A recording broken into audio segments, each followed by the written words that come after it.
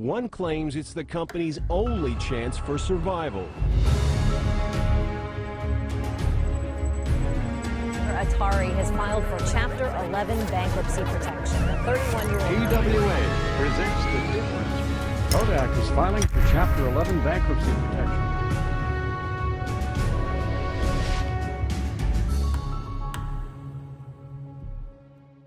What's up, guys? My name is Jake, and welcome to the 34th episode of Bankrupt. As a kid, I remember visiting what was then a massive chain restaurant brand around the world. TGI Fridays was a highly popular and wide-reaching company, which ever since its early start in New York, had grown to hundreds of locations around the world. But following its peak in the late 2000s, the popularity of the brand would start to fall, ultimately leading to their bankruptcy not long ago. So join me today as we find out what happened to TGI Fridays. It was 1965 in Manhattan when a man named Alan Stillman, who was a 28-year-old perfume salesman and amateur bartender, was looking to open a decent bar in his neighborhood. Many pubs at that time were catering mainly to men, and with a desire to meet new women on his block, who he claimed were mainly made up of flight attendants traveling to LaGuardia, he would get a $5,000 loan from his mother and buy his local pub at the corner of 63rd Street and 1st Avenue. Stillman would then remodel it with stylish Tiffany lamps, striped awnings, bent wood chairs, along with wooden and brass motifs throughout.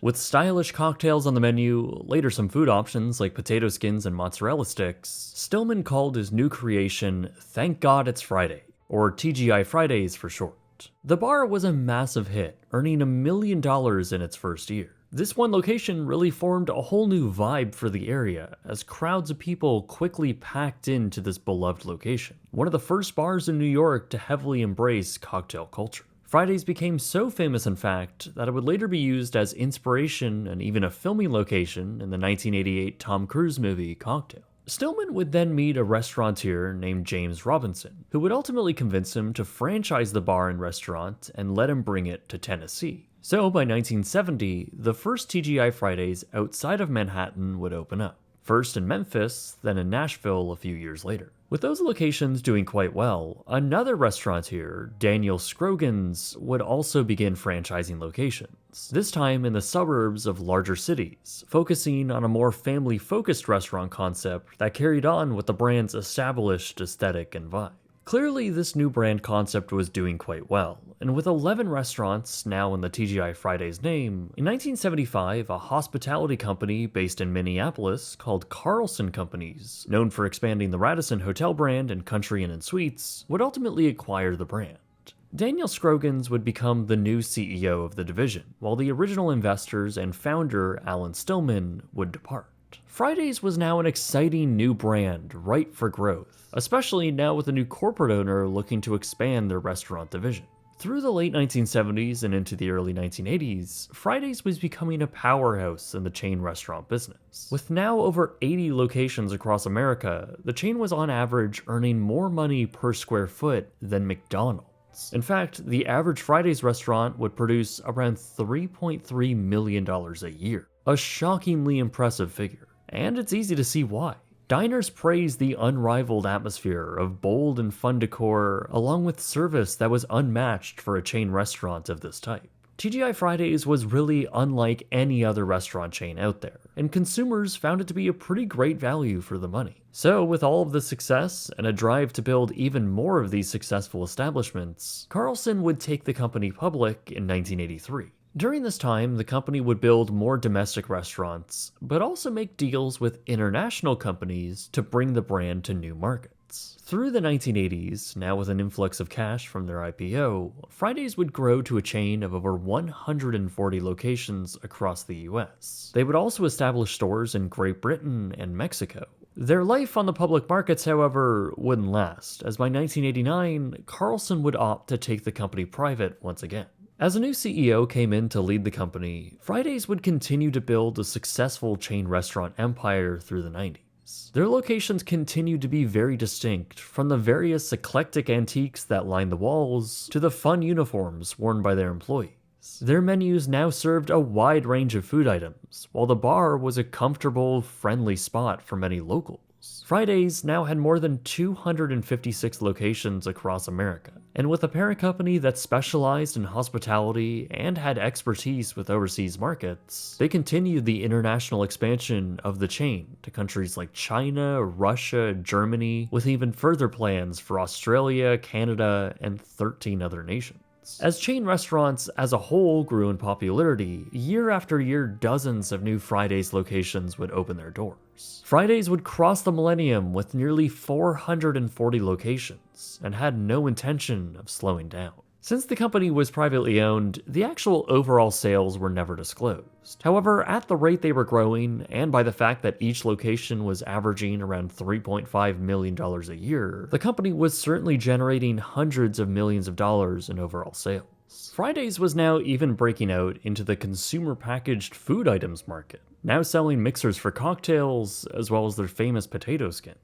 By this point, Carlson had created a new division for all of their food brands called Carlson Restaurants. And on top of TGI Fridays, they also developed and grew Fridays Front Row Sports Grill, a sports bar, as well as Fridays American Bar. All three of these brands made up around 713 locations.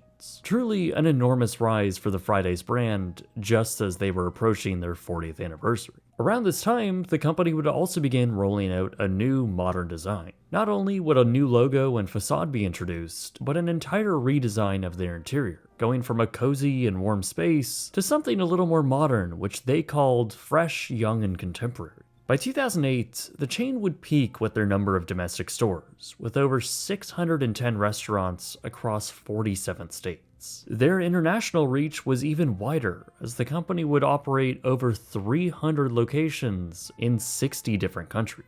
Truly, Carlson Restaurants took good care of their star brand, and in doing so, they saw sales that year of around $2 billion. But 2008 was also a turning point for the chain. As consumers began to dial back their spending due to the recession, Fridays management claimed that despite the hard financial hit, they had still planned to scale up their reach and focus more on the international market. But already, the chain was beginning to shutter underperforming locations and even leaving markets altogether, like the state of Vermont in 2009. Carlson claimed that the closures were in part due to weak sales and a failure to make revenue goals. Regardless, optimism was still high. At their 2013 TGI Fridays conference, they hired reality TV show star John Taffer, who then proclaimed that Fridays was in the best position in the market. And I believe that Fridays as a brand has a far better outlook than any other. Despite this, there was still a continued gradual decline and some very bad press. Carlson then embarked on a seemingly last-ditch effort to rebrand once again, now with a more nostalgic-facing identity in an attempt to regain its dwindling, quote, cool factor. Although, in reality, this new identity came with some very generic and very 2013 modern aesthetics. Apparently, Carlson saw the writing on the wall, and they dumped the brand at their first opportunity. By May of 2014, they sold the brand for an estimated $800 million.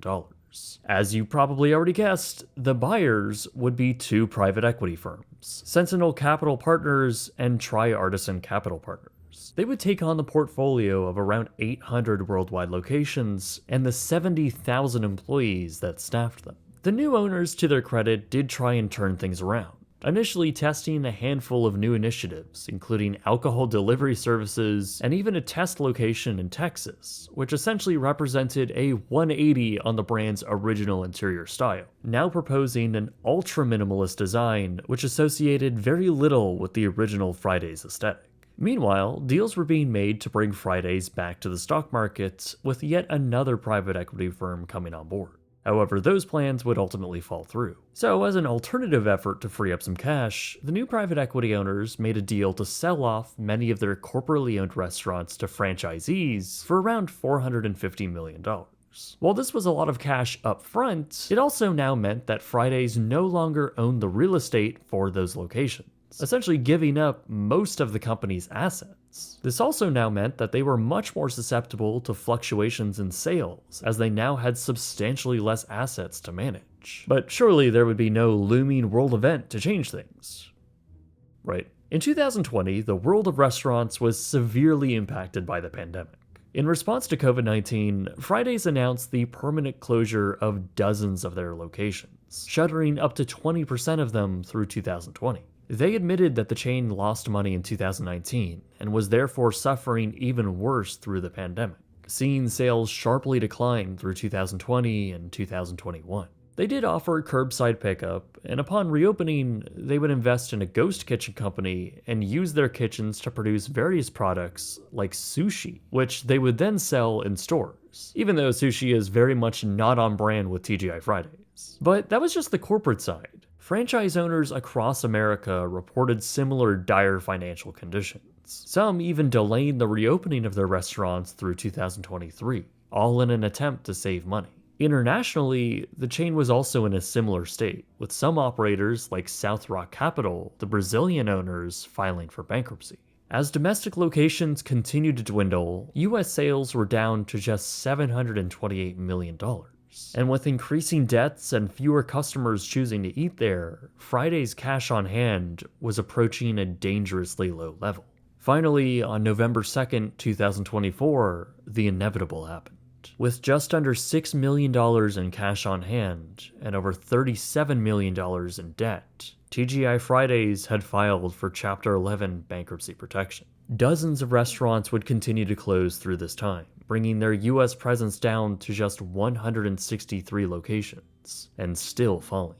Ultimately, the bankruptcy judge would choose a unique buyer to guide the company into the future, with a former CEO of the brand, Ray Blanchette's company, Sugarloaf Hospitality. Blanchette, to his credit, clearly cared about the brand, having served as CEO from 2018 to 2023, and now with the US division directly under his control, he sought out the best path forward. This mainly came in the form of international focus and expansion. Domestically, it meant that restaurants would continue to close and suffer from a very mediocre reputation. While producing this video, I was on the road filming a secret project, and during the tail end of production, we passed by a few closed and some repurposed Fridays locations. Ultimately, we'd find an open one in Minneapolis, one of just 2 left in the city, and of course, we had to try it out. This was a location just outside of Mall of America and attached to a Country Inn and Suites, presumably built in the Carlson days. Upon walking in and seeing the weird hybrid state of the restaurant between its modern rebranding and the old wooden panel motifs, expectations were pretty low. The restaurant itself was clearly needing some love, with most surfaces looking dirty and tired, while the bathroom was pretty gross. Nothing within felt very refined for a large chain, especially since they let you choose the music in the restaurant for $1 a song. So we really decided to change up the vibe in there with the main titles of Jurassic Park. When we finally got the food, it was pretty lackluster. The mozzarella sticks, which they are apparently known for, were decent enough, though left a weird aftertaste. We gave it a 6 out of 10. Our mains, however, were all pretty bad. My Thai mango salad was overdressed and had mushy, tasteless mango, which was nearly $20. My other 2 producers who were with me also found their mains to be pretty horrible for the price. The low point certainly being John's Al Pastor Bowl, which was $17. The steak that came on it was pretty bad. For the 3 of us, paying for a single lemonade, 3 mains, and an appetizer, it came out to $84 before tip, which is pretty terrible value for what we got. While the location we visited was busier than it should have been for a Thursday night, as a whole, I think it's pretty clear why consumers began to abandon TGI Fridays. At the time of writing this, there are just 86 Fridays locations left in the United States. That's down from over 600 just 16 years ago.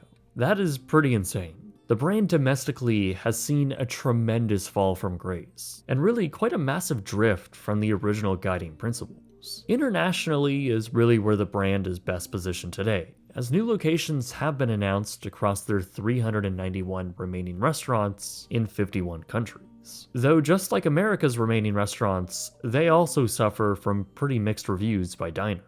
In the end, TGI Fridays became less about the original vision which spawned the brand, and more about creating the most watered-down, corporate-feeling chain that appealed to the most customers. Clearly, the charm and character from that first location had been so devalued over the years that the final incarnation of the chain is either a hollow shell of its former self visually, or a dated and unmaintained establishment clearly on its last leg. Fridays. Really, why would anyone choose to go there? If you're going to a Fridays bar in a place like, say, St. Charles, Missouri, it's not unlike you're spoiled for choice with a bunch of other local, authentic, good bars. The same goes for food. In Atlanta, you could get a $16, likely not great burger from Fridays, or you could just go a few miles down the road and go to a local place that has great reviews and a similar burger for $3 cheaper. So the value proposition just doesn't make sense for consumers anymore. And as word of mouth got worse, as did their financial situation, the company was just not in a position to weather big storms like the 2008 recession or COVID. Without innovating, appealing to what the modern market wants, and honing in on one particular brand vision, the company got lost from its original humble beginnings. The beginnings that spawned why people loved the brand. Today, at least in America, the company is a shell of its former self. And unless serious changes are made, I can't say I'm all too surprised that they ultimately declared bankruptcy. If you enjoyed this video, do consider subscribing if you want to see more like it. Anyway guys, my name is Jake, and thank you very much for watching.